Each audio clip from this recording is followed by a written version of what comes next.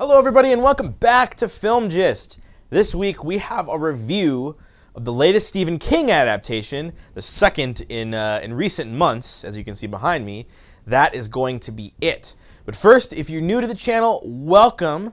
I know I've only done a couple videos here in the past, but we have a full review history over at filmgist.com. You can check that out. Those are audio-only episodes, and it is a podcast as well, so you can listen to that on iTunes, on Stitcher, Google Play, wherever you can find audio podcasts.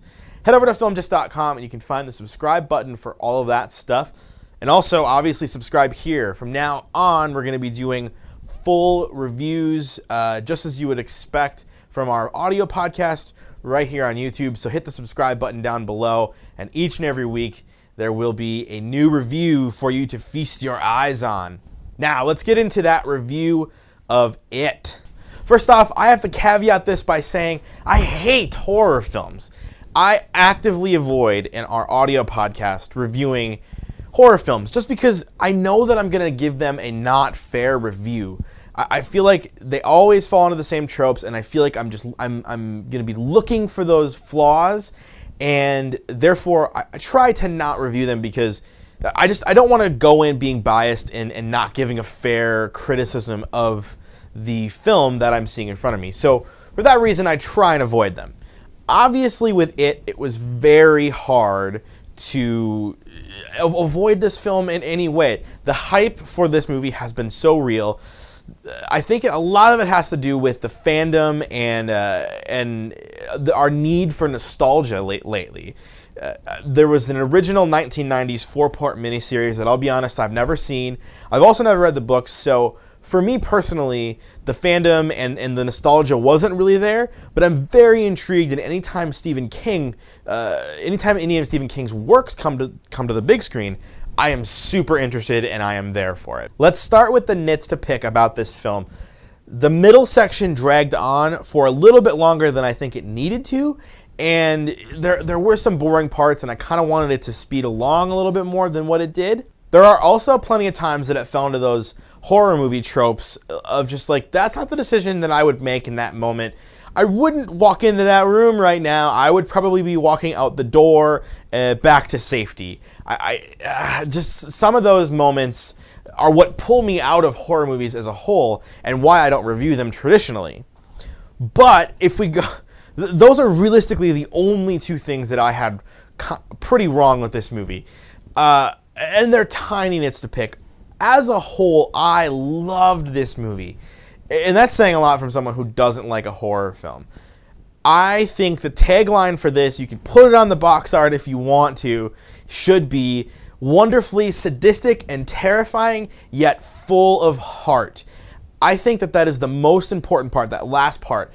This movie never forgets to be about something and to create characters that we really care about. This is everything you would expect from a horror film. There are those traditional jump scares, and some of them are predictable, and I'll be honest, some of them are not. They did get me at some points of the film. There were a couple that were just, literally like jumping out of the seat, which, you know, some people don't like that stuff, and I will say that as far as that kind of the jump scares go, the film doesn't overdo it and it doesn't overuse it. Rather, it relies on just building suspense through actual great storytelling, which is why I think that this movie did so well. It's also, you know, like I said, it's not afraid to be a horror movie. It's gruesome, it's violent, and you know, there's a lot of violence towards children in this, and it's not afraid to do that. But I don't think it's also ever, it's never over the top and too much with it. But as I said, the most important thing, and I think the thing that got me the most, is that this film never forgets to have heart.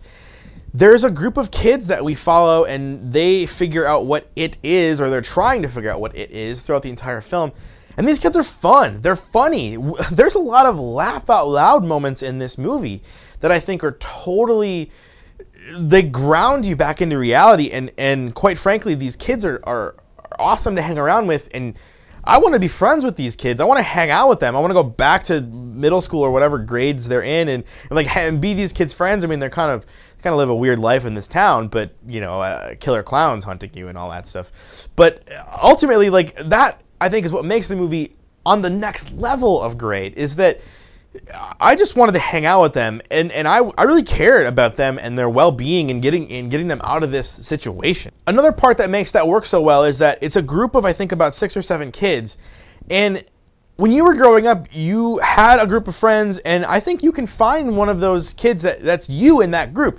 You know, you were the kind of the person that was the leader of the group, or you were the kind of the outcast, or, you know, kind of the fat kid, looking at you. Or, you know, just you were somebody in that group, and you can relate to how they were feeling in this weird, crazy, you know, situation. For the most part, the child actors in this film are unknown. The character of Pennywise, the clown, which I haven't really talked much about yet, is played by Bill Skarsgård, one of the Skarsgård brothers, probably the least known Skarsgård. And he does an amazing job as Pennywise. Both creepy, and the movements he was making were just terrifying, and man, played that role so well. I loved that, especially. The last thing to heap praise on this film is the sound design. As with any good horror film, you need that sound, that soundscape to kind of build that suspense for you in the background, and this does that plus so much more. Yeah, just a wonderful experience all around.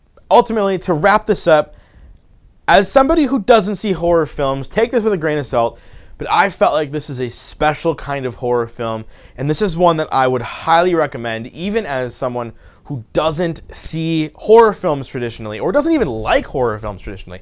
I watch them from time to time, and I kind of laugh at them because I think they're silly and they're jokes of themselves. This movie is not that at all. It is really, truly something special. One of the best, if not the best, adaptation of a Stephen King novel that I've ever seen. I now kind of want to go back and read the novel, but I don't want to scare myself all over again.